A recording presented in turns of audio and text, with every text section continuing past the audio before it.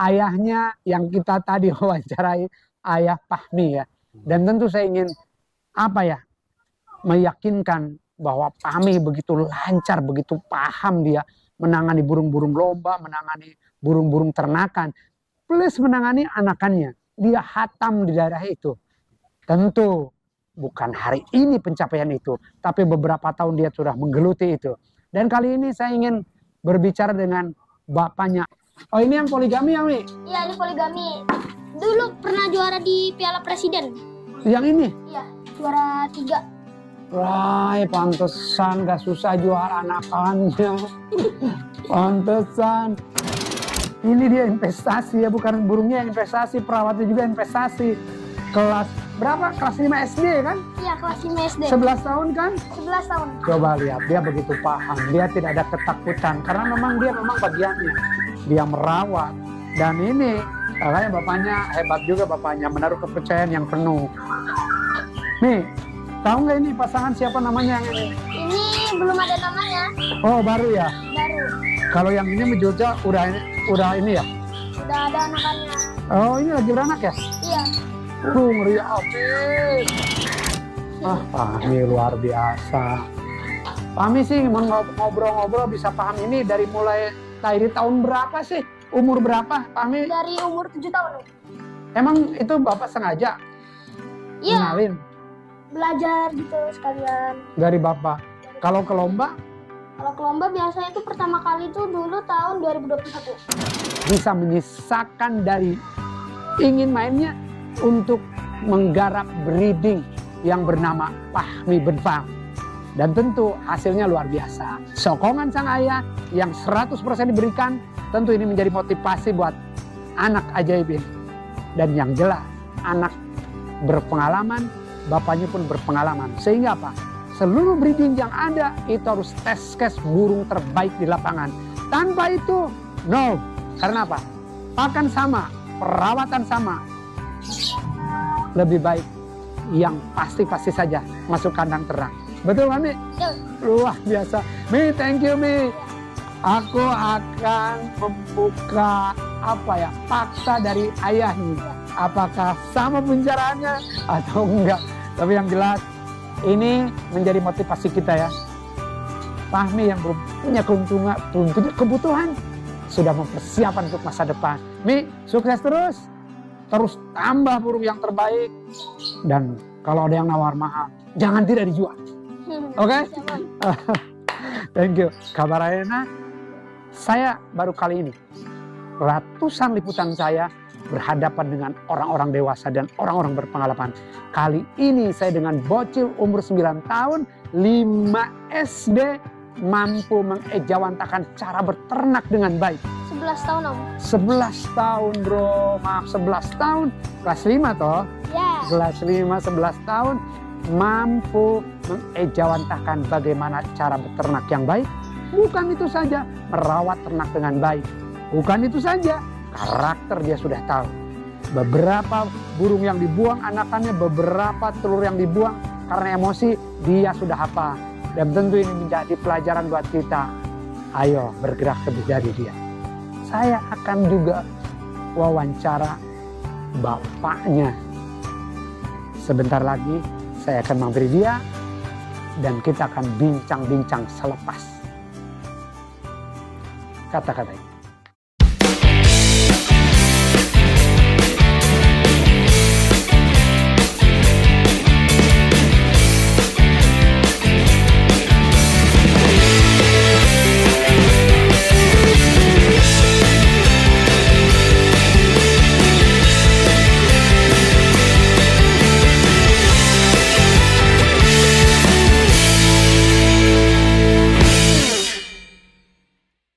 Kabar Arena, saya berada di rumahnya Bapak Urip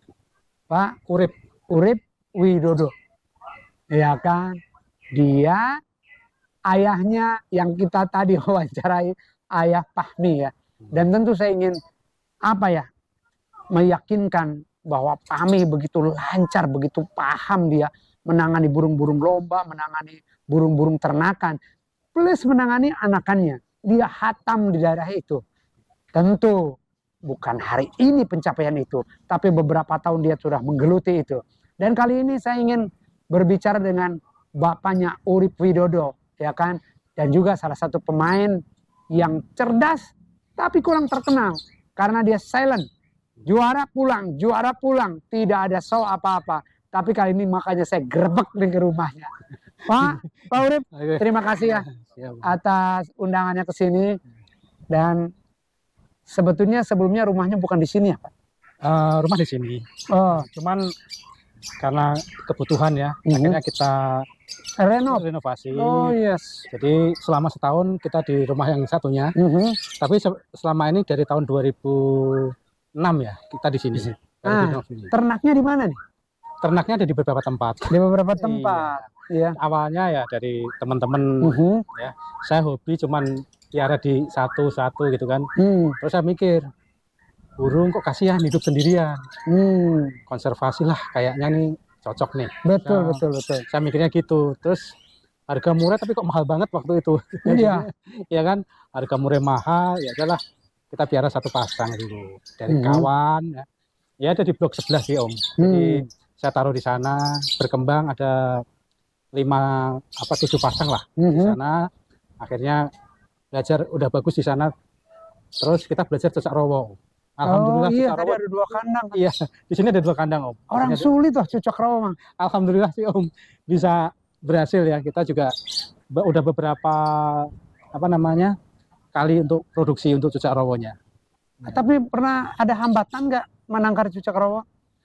Cocok rawa lebih sulit Om ya dibandingkan murai. Kalau murai pun tadi pagi pun betina mabung, saya cabut, saya masukin betina. Ganti betina baru nggak usah pakai jodoh-jodohan kan. Oh, yang udah penting, bisa gitu lah.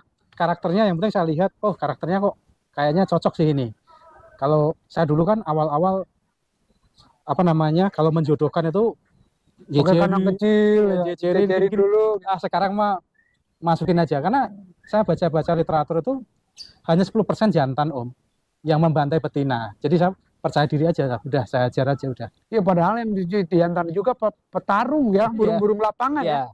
Ya resikonya seperti itu Om. Yang ada sih kayak yang juaraan itu indukannya itu satu periode pernah 6 betina saya jodohin habis Om. Resikonya ya di situ. Dibunuh? Iya dibunuh, habis.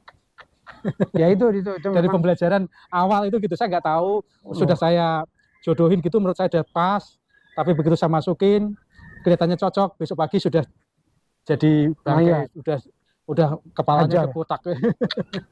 Ada sampai 6 ekor ada. Ya itu awal-awal gitu. Kesini ya lihat karakter burung sih Om, kembali lagi. Ya kita segi humanisme kita lihat ya, misalkan oh ini kayaknya kok cocok sih ini. Feeling aja. Feeling aja sih Om. Ini kayaknya cocok sama ini. Tadi pagi saya jejerin 3 betina, 1 jantan.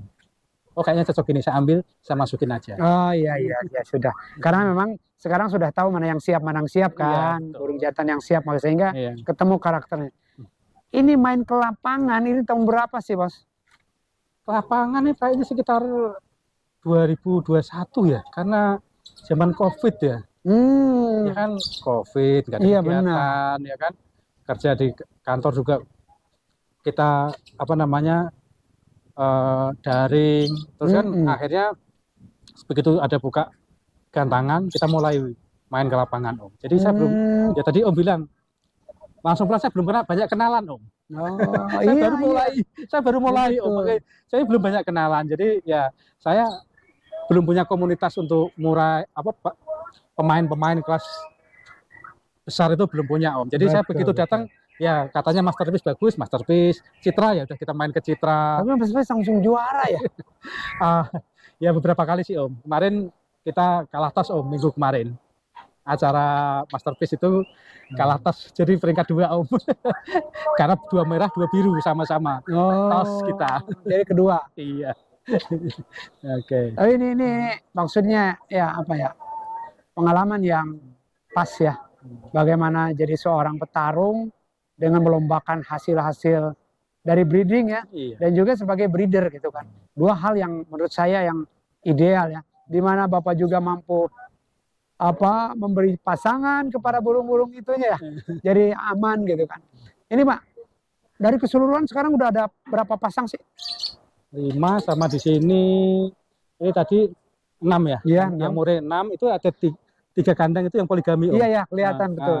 Itu 3 kandang itu 1 betina, 2 betina 1 bejantan, 3 kandang sama 5 yang di luar Om. Kalau untuk yang anakan nanti kalau Fahmi udah anakan itu udah mandiri kita pindah Om. Oh, di master. Enggak, kita pindah ke kolam. Kita ada peternakan di Ciseeng.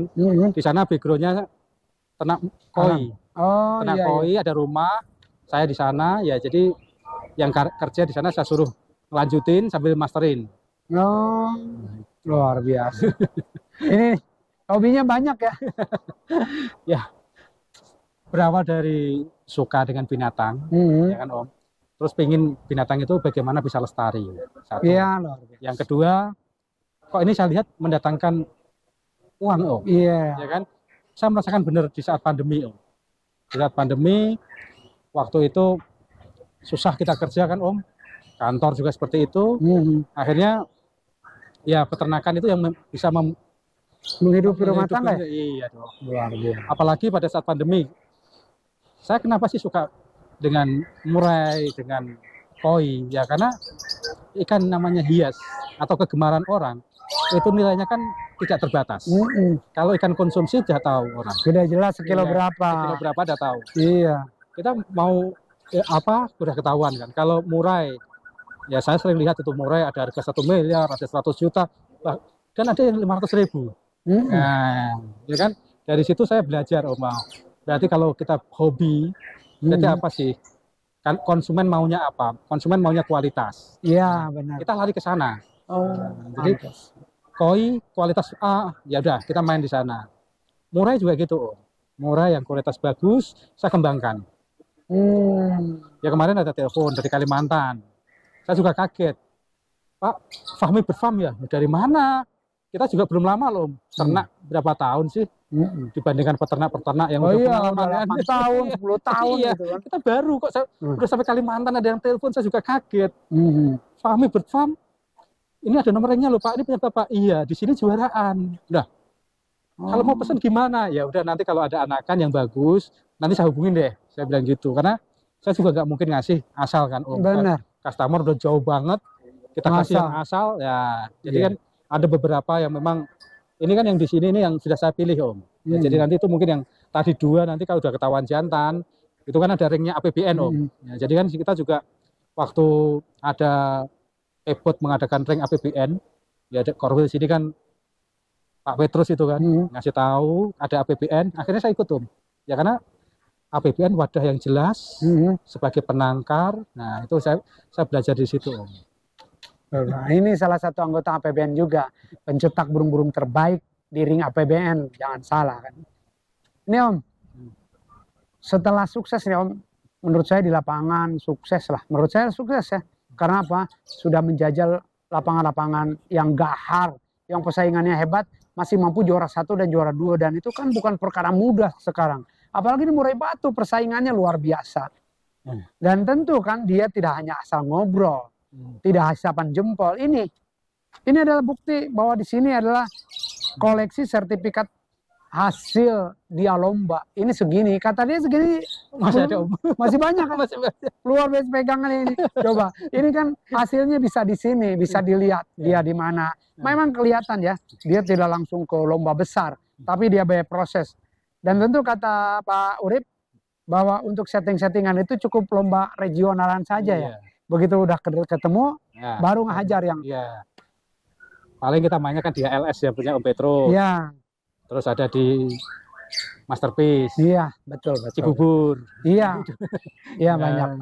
Beberapa lomba memang kita ikutin Om. Ya, betul. Ke Jakarta Selatan juga kita coba. Karena kan kalau murai menang di sini, kita tes di tempat yang lain deh. Supaya kita tahu kualitas produk kita. Benar. Ya kan? Sejauh mana kualitasnya ya? Iya. Dihajar musuh yang berbeda. Gitu. Iya.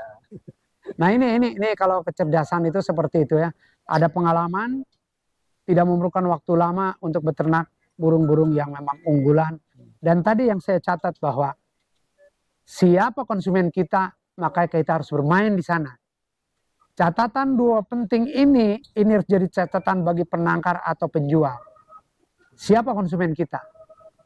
Tadi katakan sama Pak Urip bahwa sekarang orang pemain burung ingin cari yang berkualitas, maka ternaklah yang berkualitas. Ya begitu. Betul. Dan kedua, dia juga suka di koi, dan ternyata dia penyuplai koi untuk pedagang-pedagang, karena dia memang termasuk penangkar yang serius di koi. Indukannya pun grade A ya. Iya. Itu kan? Iya, Om. Ih, itu luar biasa kan? Udahlah. Hal ini berarti benar. Di mana kita, di mana konsumen kita. Makanya sejajar kalau ingin langsung dimakan sama konsumen kita kan. Pak, apa sih saran untuk pembreeder hari ini? Para breeding. Ya, ini Om ya. Kalau kita breeding tentunya lihat kualitas. Ya kan? Murai orang bilang harganya jatuh. Ya kan? Karena yang penting ternak.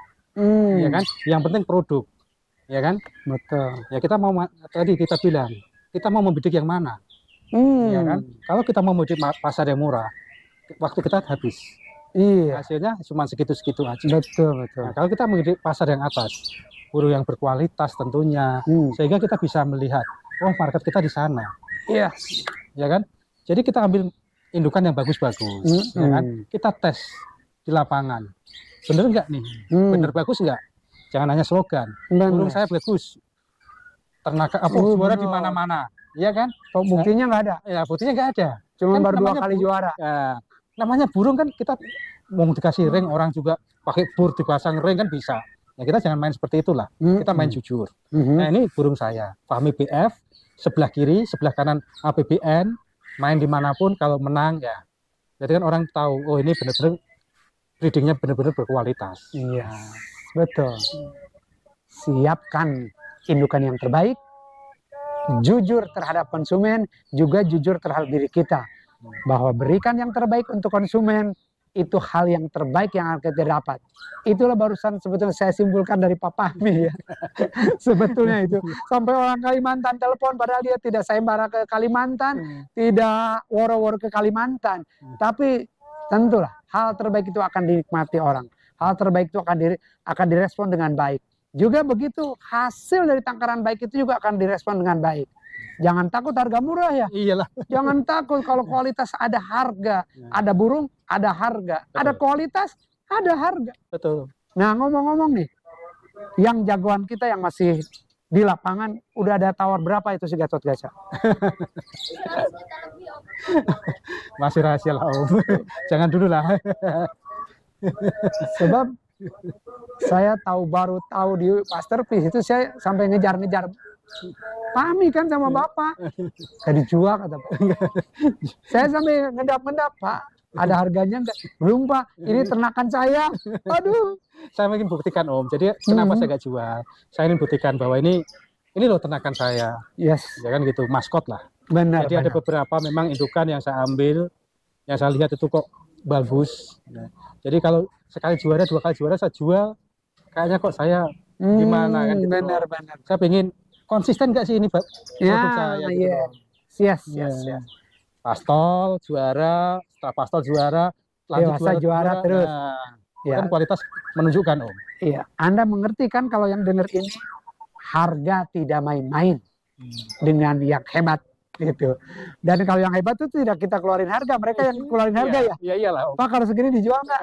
Ya wajar, perjuangan kan, perjuangan. Melatih burung yang terbaik itu memang perlu waktu dan perlu uang. Juga perlu kasih sayang yang hebat, perawatan yang benar. Betul. Ini Pak, nggak ada ke depan nih. Ada lagi harapan untuk memperbanyak kandang ternak? Cita-cita sih ada sih Om. Ya kan, ya karena keterbatasan waktu saya saat ini Om ya. Jadi saya masih aktif di tempat kerja ya, jadi ya yang bisa saya percaya aja sih Om. Kayak yang di rumah ini saya sering tinggal. Kadang saya sering luar kota sampai seminggu 2 minggu. Ya saya ngandelin anak saya dan saya rasa sanggup saat ini segini ya segini dulu. Oh iya. Ya kalau ini nanti berkembang ini saya rasa kalau untuk 30 kandang 50 kandang cukup Om. Cukup di sini. Iya kan? Cukup. Kalau di lantai 3 ini cukup lah. Cukup. Untuk 50. Aman lagi. Alhamdulillah. Aman lagi. Ada depan ada security. Benar. Kita lantai 3. Tadi saya ngetes ini yang ngetes dulu Om. Orang kan lantai 3 katanya panas, ya kan? Nggak bisa produksi. Ini 2 minggu saya taruh nelor. Baru pindah pada itu. Iya, baru pindah. Di lantai 3 orang katanya nggak bisa produksi. Ya saya coba aja Om. Nanti kalau memang ini bagus ya kedepannya ya kenapa enggak? Yes. Kan gitu Om. Ditambah ya. Iyalah.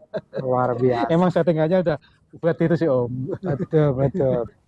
Ya. Tapi itulah anugerah dari Tuhan ya. Kecerdasan, anugerah dari Tuhan, dan Pak Urip sudah memaksimalkan, dan dia tentu menjadi apa, kalau menurut saya itu jadi cita-cita para orang tua lah, para pekerja, di mana setelah pulang kerja ada sesuatu yang menghibur. Iya. Dan ini bukan menghibur saja, menghasilkan uang.